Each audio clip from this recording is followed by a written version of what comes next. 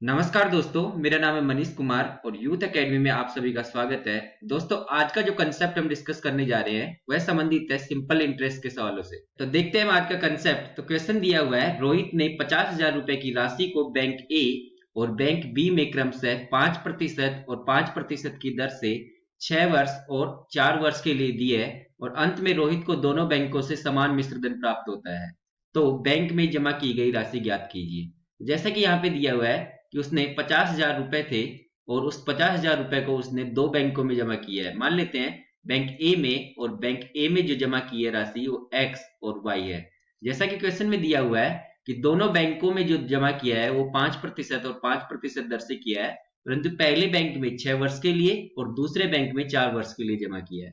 तो पहले बैंक में कुल ब्याज दर क्या हो जाएगी? 5% के हिसाब से 6 वर्ष के लिए, और दूसरा बैंक जो है बी बैंक, उसमें 5% के हिसाब से 4 वर्ष के लिए हो जाएगी। तो टोटल जो ब्याज दर हो जाएगी यहाँ पे बैंक ए में वो हो जाएगी 30%, 6 पंजे 30% हो गया टोटल। और ये हो जाएगी बैंक बी में 5 चौके 20%। तो पहले में लग रही है 30% कुल ब्याज दर और दूसरे में लग रही है 20% कुल ब्याज दर। और जैसा कि दिया हुआ है कि अंत में रोहित ने दोनों बैंकों से समान मिश्र धन प्राप्त होता है। तो रोहित को जब दोनों बैंकों से समान मिश्र धन प्राप्त होता है, मतलब कि इस x का 130% और y का 120% जो है वो समान हो जाता है। तो यहाँ पे हम लिखते हैं कि x का 130% बराबर होना चाहिए y का 120%। तो यहाँ पे आ जाएगा x गुना 130 बटे 100 बराबर y गुना 120 बटे 100। तो यहाँ 100 से ये 100 कट जाएगा, ये 0 से 0 कट जाएगा। तो यहाँ पे हमारे पास x अपॉन y का मान जो आएगा वो आएगा 12/13। मतलब कि x का मान अगर 12 रहेगा तो y का मान 13 रहेगा। यहाँ से हम देखते हैं कि कुल जो है वो 25 इकाई के बराबर है। तो 25 इकाई के बराबर है, और जैसा कि दिया हुआ है कुल जो है 50,000 के बराबर है, तो यहाँ पे लिखते हैं कि 25 इकाई बराबर हो जाता है 50,000। तो यहाँ से एक इकाई का मान निकालते हैं सबसे पहले। तो एक इकाई बराबर हो जाएगा 50,000 बटे 25 करेंगे तो हो जाएगा 2,000। एक इकाई बराबर 2,000 आ गया है। और जैसा कि हमने माना था बैंक ए में x रुपए जमा करता है और बैंक बी में y रुपए जमा करता है, तो x का मान 12 इकाई के बराबर है।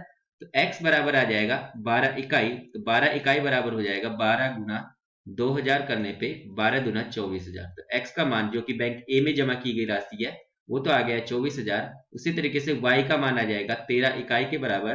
तो हम 13 को गुणा करेंगे 2,000 के साथ, तो बैंक बी में जमा की गई राशि जो कि हमने y मानी थी आ जाएगी 26,000। तो इसका आंसर हो जाएगा कि बैंक ए और बी में क्रमशः 24,000 और 26,000 रुपए जमा करता है। तो इसका आंसर हो जाएगा ऑप्शन बी। ऑप्शन बी इसके लिए करेक्ट है। अगला प्रश्न हमारे पास है जिसमें दिया है, रामलाल ने 60,000 रुपए के वेतन को अपने पुत्र और पुत्री के बीच क्रमशः 10% और 5% के ब्याज पर 4 वर्ष और 2 वर्ष के लिए दिया। उस राशि पर उसे अपने पुत्र और पुत्री से समान साधारण ब्याज प्राप्त होता है। तो यहाँ पे जो है साधारण ब्याज समान प्राप्त होता है, तो हमें ज्ञात करना है पुत्र और पुत्री का हिस्सा कितना होगा।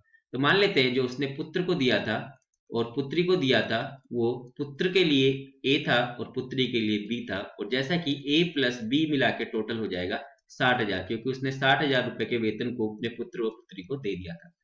तो हमने माना कि पुत्र को ए धन दिया जाता है और पुत्री को बी धन दिया जाता है। जैसा कि दिया हुआ है पुत्र को 10% ब्याज दर से 4 वर्ष के लिए दिया जाता है, तो यहाँ पे लिखते हैं कि 10% पे 4 वर्ष के लिए, तो ये टोटल हो जाएगा 40% ब्याज। तो 40% ब्याज हो जाएगा।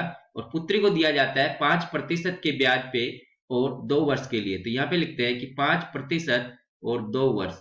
तो 5% और 2 वर्ष के हिसाब से यहाँ पे हो गया टोटल 10%। 10% ब्याज दर जो हो जाएगी टोटल पुत्री के लिए और पुत्र के लिए 40%। तो यहाँ पे दिया हुआ है कि उसे अपने पुत्र और पुत्री से समान साधारण ब्याज प्राप्त होता है। तो कह सकते हैं कि ए का 40% बराबर होना चाहिए बी का 10%। तो लिखते हैं कि ए का 40% ये बराबर होना चाहिए बी का 10% के। तो यहाँ पे लिखते हैं कि ए गुना 40/100 बराबर होना चाहिए बी गुना 10/100। यहाँ पे हम काटेंगे तो ये 100 से 100 कट जाएगा और एक जीरो से ये एक जीरो कट जाएगा। तो यहाँ पे ए अपॉन बी या फिर बी अपॉन ए अपॉन बी निकाल लेते हैं हम। ए अपॉन बी आ जाएगा 1/4। मतलब कि अगर वो पुत्र को 1 रुपए देता है तो पुत्री को देगा 4 रुपए। तो टोटल मिला के हो रहा है हमारे पास 5 रुपए, परंतु इस 5 का मान दिया हुआ था कि टोटल जो है 60,000 रुपए है। तो लिखते हैं इस 5 इकाई का मान ये बराबर है 60,000 रुपए के। तो एक इकाई का मान जो आएगा ये 60,000 में हम 5 का भाग देंगे तो ये आ जाएगा 12,000 रुपए। तो 12,000 रुपए जो आ गया एक इकाई का मान है। तो इसी तरीके से पुत्र को जो दिया था वो ए दिया था, तो लिखते हैं कि पुत्र को दी गई राशि जो कि है ए के बराबर और ए का मान है एक इकाई के बराबर, तो ये हो जाएगा हमारे पास 12,000 रुपए। और पुत्री को जो दिया था वो हमने मान लिया था कि बी के बराबर है और बी जो है 4 इकाई के बराबर है, तो ये हो जाएगा 4 गुणा 12,000, तो 12 चौके 48, मतलब कि 48,000 रुपए पुत्री को दिया है और पुत्र को दिया है 12,000 रुपए। तो 48,000 और 12,000 रुपए ये आ जाएगा हमारे पास ऑप्शन सी। तो ऑप्शन सी इसके लिए करेक्ट हो जाएगा। तो दोस्तों उम्मीद है कि आज का जो कंसेप्ट था वो आपको पसंद आया होगा। अगर पसंद आया है तो इस वीडियो को अपने दोस्तों के साथ ज्यादा से ज्यादा शेयर करें और चैनल को सब्सक्राइब करना ना भूलें। Thank you.